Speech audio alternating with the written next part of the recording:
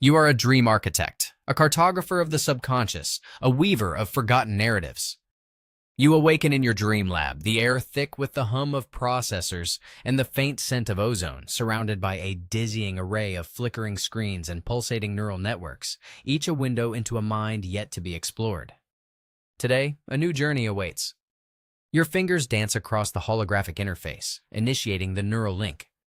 A familiar tingling sensation spreads through your scalp, and the world around you blurs, dissolving into a kaleidoscope of colors before reforming into the muted landscape of your next assignment. You are now inside the dream of Elias Thorne, a name whispered with reverence in artistic circles, a painter whose vibrant canvases once captured the very essence of joy. But now, his world is a canvas drained of life. You step onto a desolate gray plain, an endless expanse stretching under a sky the color of ash. There are no brushstrokes of inspiration here, no whispers of creativity. The very air feels heavy, stifling, devoid of the vibrant energy that should define a master artist's inner world. You move through this oppressive emptiness, your senses attuned to the subtle vibrations of his subconscious, searching for the source of his creative block, expecting to find perhaps a tangled knot of self-doubt or a barren wellspring of ideas. Instead, your path is abruptly halted by a structure that defies the surrounding desolation.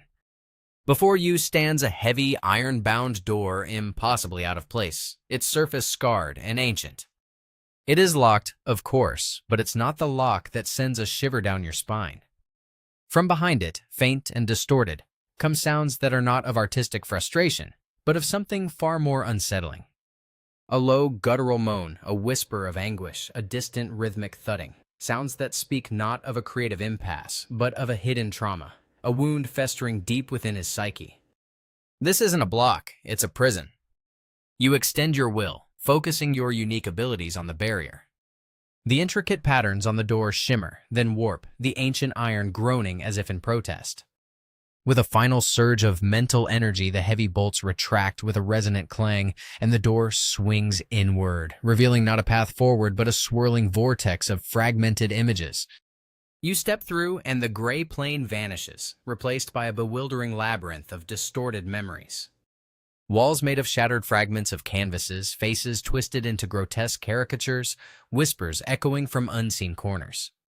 These are not just memories, they are sentient echoes. Shadows of his past, reaching out, trying to confuse you, to mislead you, to stop you from venturing further into the darkness they guard. They are desperate to keep their secrets buried.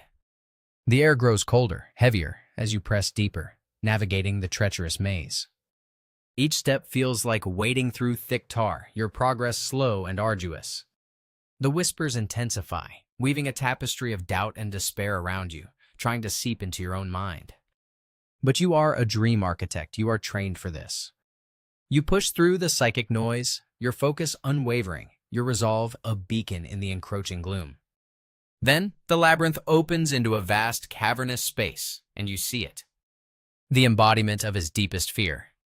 It stands before you, a colossal, amorphous figure, devoid of features, a swirling vortex of absolute darkness. It is not merely dark, it actively absorbs all light, all color, all form, pulling the very essence of the dream world into its terrifying maw. Where it stands, the vibrant hues of Thorne's artistic potential are being consumed, leaving only a void. This is the parasite feeding on his soul, the trauma that has stolen his gift. Its presence is suffocating, a silent scream of despair made manifest. A battle of wills erupts. You project your own inner light, a concentrated beam of pure intention against the monstrous void. The figure recoils, shrieking silently as the light touches its form. It lashes out with tendrils of shadow, attempting to extinguish your resolve, to plunge you into its own endless night. You feel the immense pressure, the drain on your own psychic energy, but you cannot falter. You are the architect, you must rebuild.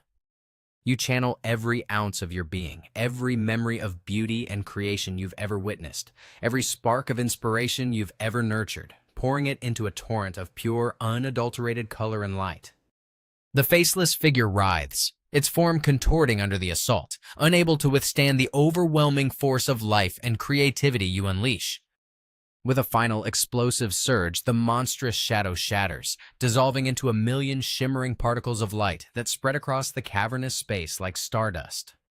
As the darkness dissipates, the artist's world begins to bloom. The gray walls of the labyrinth burst into vibrant hues. The fractured memories reassemble into coherent, beautiful images. Colors, rich and profound, flood the landscape, painting the sky in a symphony of twilight and dawn. In the center of this newly reborn world, you see Elias Thorne, still asleep, but a subtle smile plays on his lips. His hands, even in slumber, begin to move, sketching invisible lines in the air. On an ethereal easel that materializes before him, a canvas appears, and with brushstrokes of pure light, he begins to paint, creating a masterpiece brimming with hope, joy, and renewed inspiration.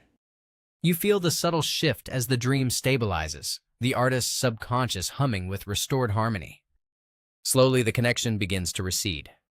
You withdraw from the dream, the transition back to your lab gentle, yet leaving you profoundly weary. Your muscles ache, your mind buzzes with residual psychic energy, but a deep satisfaction settles within you. You have not just restored a man's gift, you have healed a profound wound, returned a soul to its vibrant purpose. But as you disconnect, a chilling realization washes over you, the sheer depth of another's subconscious, the raw power of their buried fears, and how intimately, how profoundly, they can touch and affect your own being. Each dive leaves a tiny indelible mark.